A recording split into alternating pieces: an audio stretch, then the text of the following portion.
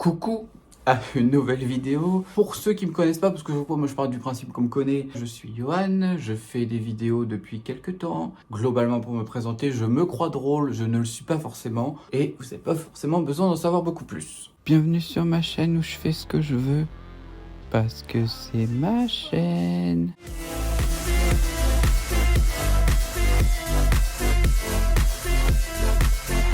Abonne-toi s'il te plaît, ça fait plaisir. Merci. C'est n'importe quoi ce t-shirt, on est d'accord. Bref, je vais vous parler de quelque chose de légèrement sensible. Je sais pas si vous regardez les vidéos de mon ami Corentin ou Hercule21 sur YouTube, je vous mettrai les infos. Il a fait une vidéo il y a quelques temps sur la circoncision et moi aussi j'ai dû avoir recours à ce procédé. Je me suis dit en fait que ça serait intéressant de faire une vidéo là-dessus, même pour moi, parce que faire du bien, d'en parler et de laisser ça derrière, voilà. Et puis bon bah, c'est pas un sujet dont on parle facilement, donc bon, si on peut en parler. Je rentrerai pas dans les détails sur pourquoi j'ai dû le faire. Ce que je peux vous dire, c'est que c'était nécessaire. Je pouvais pas vraiment faire autrement. On va faire les étapes. On va voir le médecin généraliste. À ce moment-là, il faut sortir le bazar devant le médecin que tu vois quand même assez souvent d'habitude. Bon là j'ai eu de la chance, c'était la remplaçante finalement. Bon bah eux ça leur fait pas grand chose, hein. Il faut le savoir que bon, moi c'était moi qui stressais, mais eux ça leur fait que dalle, hein. Ils sont habitués je pense à voir beaucoup de choses. Personnellement c'est que t'es quand même assez difficile de sortir le truc, voilà. Je le sors, elle me demande de manipuler un peu pour voir comment ça se passe, je le fais, elle me fait une ordonnance, elle m'explique quelques trucs, elle me fait, enfin pas une ordonnance, qu'est-ce que je raconte, une lettre en fait, pour voir le chirurgien, parce que sinon ce n'est pas remboursé. Ni une ni deux, j'avais pas de temps à perdre, vous vous doutez bien, je prends rendez-vous avec le chirurgien. Le chirurgien, très relax, très sympa, mais très relax. Pour lui, c'est rien du tout cette opération. Il me dit c'est typique, on fait ça tout le temps. Il m'explique un peu comment ça fonctionne. Il m'explique aussi la technique, en fait, hein, comment ça se passe. Je vous fais des gestes, mais je pense que vous comprenez très bien. Puis il m'explique que, bon, c'est pas super en convalescence, mais il y a pire. En gros, ça va prendre un petit moment. Il me dit que pendant un mois, pas de rapport sexuel même tout seul. Et puis il me dit aussi qu'après, il va falloir se réhabituer. Et là, il me donne pas de délai, parce que je pense que ça dépend des personnes. Donc on prévoit au plus vite, parce qu'il me dit vous voulez faire ça quand? Je lui dis au plus vite. Ouais, c'était à peu près 3 semaines après, un truc comme ça. C'était pour fin septembre 2021 du coup. Fallait aller voir l'anesthésiste, ça se passe très bien. J'ai pas forcément des détails sur l'anesthésiste, ça a duré 10 minutes. Je pense que quand on est jeune et à peu près en bonne santé, c'est assez rapide. Ça a été juste faites un test PCR et revenez, la prochaine fois c'est bon quoi. Le jour de l'opération, mon opération était programmée à midi, donc je me suis levé très tôt pour pouvoir manger un petit truc et avoir un verre d'eau. Et après c'était mort. C'était fini, plus droit. J'arrive à l'hôpital très bien accueilli, très stressé. Hein, vous vous doutez que ce n'est pas un moment agréable, on va dire. Je précise, j'ai oublié de le dire, c'était une anesthésie générale. Alors là, la petite étape intéressante, c'est que déjà elle arrive et elle me dit vous avez pas fait de prise de sang? Et elle me dit bon bah on va la faire tout de suite. Bitch, personne me l'a dit en fait. Et puis en fait elle regarde son ordinateur, elle regarde 2-3 trucs. Bah non, c'est bon. Ok. Merci, mais bizarre. Elle me met le truc. La transfusion, je crois que ça s'appelle. Enfin, c'est un truc qu'on te met là et ça va dans ton sang, ça te met des trucs dans le sang. Elle me laisse comme ça, au moins 1 heure. Hein. Après, il y a un infirmier qui vient me chercher. Je marchais encore à ce moment-là. J'étais collé à une poche d'eau puisque j'avais le... Donc, il tenait ma poche d'eau, puis on discutait un peu. Il m'emmène dans une autre pièce. Là, il faisait vachement froid. Parce qu'en fait, c'était juste avant le bloc. Alors là, très mignon, parce que moi j'étais comme ça, j'avais froid, j'étais dans un siège comme ça, il faisait très très froid. En fait c'était un frigo le truc, je disais rien mais j'avais froid. Il y a un infirmier sans que je demande rien, il arrive avec une couverture, il la met sur moi. Très bien, génial, merci. Oh mais vraiment, hein, ça m'a sauvé la vie, puis sans que je demande, donc j'étais très touché. On me pousse dans le bloc, donc je suis allongé dans le bloc. On discute, on parle un peu de musique, ils étaient super sympas, ils me demandent ce que je fais dans la vie, je dis que je suis prof de français. On discute de tout et de rien quoi. L'infirmier aussi, alors l'infirmier est resté à côté de moi à ma gauche, tous les gens étaient un peu en train de faire plein de trucs, mais lui il était vraiment là pour me parler, pour me rassurer et tout. Il me dit si vous avez besoin de me tenir la main, tenez-moi la main. J'ai gardé le truc dans le coin de ma tête. Bon, après je sais pas si c'est un détail important, mais il était plutôt mignon aussi. En fait, ce qui a été très désagréable, c'est que l'anesthésie, je l'ai senti parcourir mon bras, je l'ai senti s'endormir et ça m'a fait un peu mal, comme s'il était bien lourd. Mais entre deux, j'ai commencé à tenir la main de l'infirmier quand même. Et donc je me suis endormi, je me réveille. Dans les vapes, c'est même pas assez. Je comprenais plus rien. Je pouvais pas utiliser mon cerveau correctement.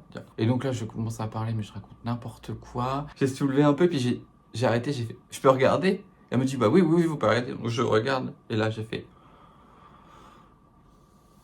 Et je suis resté bloqué comme ça, parce que ça m'a. J'aurais pas dû regarder aussi vite, en fait. T'es en salle de réveil, c'est l'endroit où ils vous mettent, parce que je pense que s'il peut y avoir un problème au réveil, ils ont tous les trucs à dispo, quoi. Et puis elle me laisse partir avec un autre infirmier qui me traîne, je pouvais pas marcher de toute façon, qui me traîne dans la chambre. J'arrive dans la chambre, je savais que c'était une chambre avec quelqu'un. On me met sur mon lit définitif, du coup le lit est là. Comment vous dire?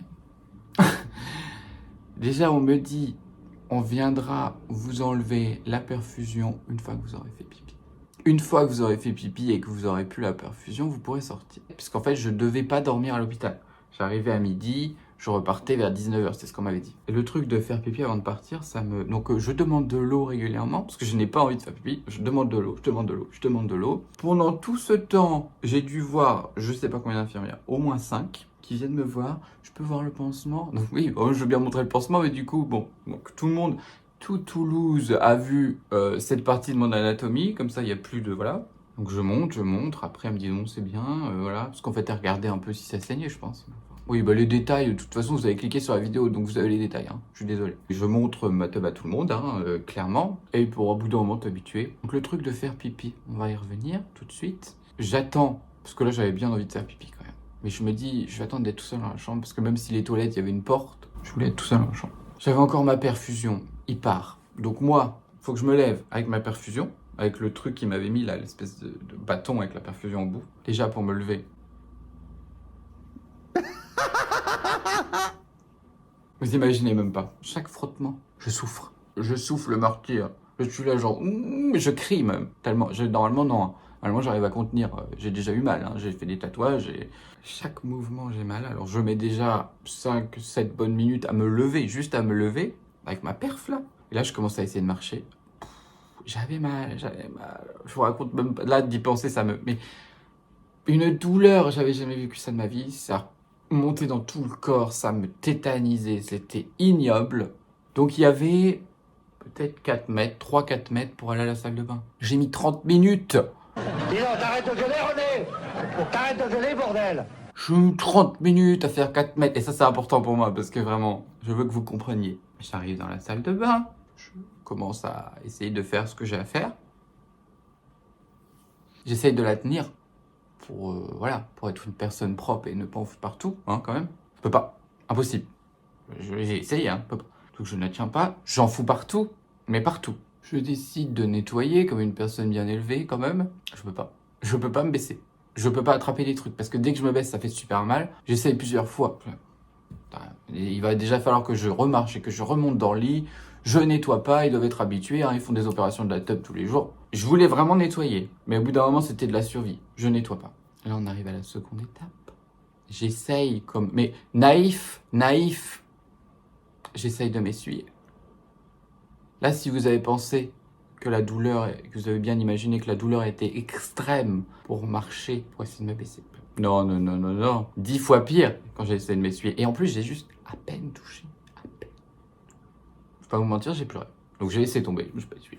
De toute façon, au point où on en est, je ne m'essuie pas. Ce n'est pas grave. Donc je retourne dans mon lit. Je suis avec ma perfusion. Je suis content, j'ai fait pipi. Donc il y a des infirmières qui passent. Je dis, écoutez, j'ai fait pipi. On peut m'enlever ma transfusion. Je peux rentrer chez moi. Et là, on me dit, ah oui, très bien. Je viens vous enlever la perfusion dès que possible. Ou une collègue vient vous l'enlever.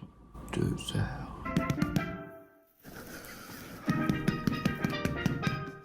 Avant de venir m'enlever la perfusion, il a fallu que je réclame, et la meuf, j'ai bien vu que ça l'avait saoulée. Elle en avait marre de ma gueule, elle me l'a enlevé, mais sauf que elle m'a mis du scotch super serré, tellement serré que j'ai eu un bleu après. J'ai trouvé ça un peu injuste. Bon, au moins elle me l'a enlevé. Je me dis, c'est bon, je peux repartir. Alors non, là je peux pas partir à ce moment-là. Parce qu'on me dit, il faut que le médecin passe. Je dois l'attendre, je l'attends encore jusqu'à 19h30, un truc comme ça. Donc oui, facilement 19h30, juste pour qu'ils me disent ça va, vous vous sentez bien? Oui, je pose quelques petites questions, machin, il me rappelle pour la cicatrisation, il me rappelle aussi pour... On va y venir pour les bandages, mais il me rappelle pour les bandages et tout, donc il me rappelle quelques petits trucs, puis il me dit bon, tout va bien, il me signe des trucs, il me dit allez à l'accueil, ils vont vous laisser partir. Je vais à l'accueil en marchant, une douleur. Je peux même pas vous le dire, tellement c'était, voilà, très bien. Il y a quelqu'un qui vient me chercher avec une autre personne qui avait certainement eu la même chose que moi, parce qu'on avait la même démarche. Et moi, je m'étais dit, on va me mettre dans un fauteuil roulant quand même, ou un brancard. On va pas me laisser marcher comme ça dans tout l'hôpital. Elle m'a dit, vous pouvez marcher? Puis j'ai plus ou moins. J'aurais dû dire non, putain. Pourquoi la fierté, ça existe? Donc j'ai dit oui, et j'ai marché. Donc je n'ai pas marché dans tout l'hôpital, mais j'ai marché tout un couloir. On sort, je rentre en Uber avec Jake. Super le Uber. Comment vous dire? Dès que ça a bougé, je souffrais. Bon, ça c'est pas de sa faute. Les coups de volant, les coups d'accélérateur, les coups de frein, et à chaque fois j'ai... On arrive, les escaliers. En fait, je me tenais à Jake et je marchais. C'est pareil, il n'y a pas de mots. On arrive dans l'appartement, je fais ma vie. Bon, alors là, je vais passer un peu plus rapidement parce que je ne vais pas vous raconter toutes les journées. Mais globalement, la première semaine, je pouvais rien faire tout seul. Je pouvais à peine sortir du lit. Le changement de pansement et la douche, on va en parler un peu après, mais je ne pouvais pas le faire tout seul la première semaine. Après, les petits trucs, c'est que je pouvais pas marcher, je pouvais pas... Enfin, ça a été long avant de pouvoir marcher bien, on va dire, comme une personne classique. Danser, je pouvais pas. Descendre les escaliers pour aller fumer dehors, ce n'était pas envisageable. Donc, je le faisais 1 ou 2 fois par jour, pas plus. Hein. Les pansements... Alors, il faut enlever le pansement. Il faut prendre une douche, hein. Je vous fais pas le... Mais c'était quand même une galère, la douche. Il faut mettre une crème antibiotique qui colle. Petit détail important. Et remettre un pansement. Alors, selon les chirurgiens, ça change, machin. Parce que moi, Corentin, il a pas eu la même chose. Bon, bref. 2e ou 3e semaine, on va à Prague. Voilà. C'était bien, mais c'était... En plus, au début, moi, j'étais persuadé... Il m'avait dit, le chirurgien, vous faites comme vous voulez. Parce qu'il y a des gens qui préfèrent avoir des trucs amples. Les gens qui préfèrent avoir des trucs serrés, ça va vraiment dépendre de la personne et tout. Moi, je m'étais dit, je vais prendre des trucs amples. Mais moi, en fait, le frottement, c'était le frottement le problème. Donc, le truc ample, ça frotte plus. Donc, à un moment donné, je me suis dit, je vais essayer des trucs plus serrés. J'ai commencé à mettre des trucs plus serrés. C'était encore la merde, mais j'avais beaucoup moins de frottement. Donc, je pouvais marcher très lentement. Je pouvais marcher. Donc là, déjà, il y a eu une amélioration. Ensuite, je revois le chirurgien 1 mois après l'opération. Il manipule le truc dans tous les sens, il regarde dans tous les angles et tout, parce qu'en fait j'avais eu des fils qui sont partis tout seuls, donc il vérifiait bien si tous les fils étaient partis, mais enfin, pas de douceur, hein. Le mec n'a pas le temps. Donc moi je suis là genre... Ça fait mal. Je sors traumatisé, je pouvais à peine marcher parce que il m'avait fait mal quoi. Progressivement ça s'est arrangé, maintenant je regrette pas, c'était important de toute façon pour ma santé et puis pour, sans vous donner des détails, pour ma vie sexuelle. Qui a mis aussi un moment à revenir, hein, parce que, bon, il y a des étapes, on va dire. Mais bon, s'il faut le faire, faut le faire. Mais il faut savoir quand même que c'est une expérience. Pour conclure, ça a été un voyage spirituel, c'est ce que je dis souvent. Ça m'a changé. Maintenant, j'ai tendance aussi, avec la douleur, à être un peu plus résistant et puis de relativiser assez facilement maintenant. N'hésitez pas à partager, parce que moi, je pense que plus on en parle, moins ça va être un problème, puisque moi, mon chirurgien m'a dit, il y a des gens qui le font pas. Il y a des gens qui en ont besoin et qui le font pas pour plein de raisons. Enfin, je peux répondre à certaines questions par rapport à ce que moi j'ai vécu. Je ne suis pas médecin, je ne suis pas urologue. Mais si c'est pour vous rassurer, je suis là quand même. Je vous dis à la prochaine fois et je vous fais des gros bisous. I never miss that fact. Taking big swings, push hand to the bat. Put me in the ring, you'll go out in a bag. 'Cause I sing what I mean and I bring it to the mad light.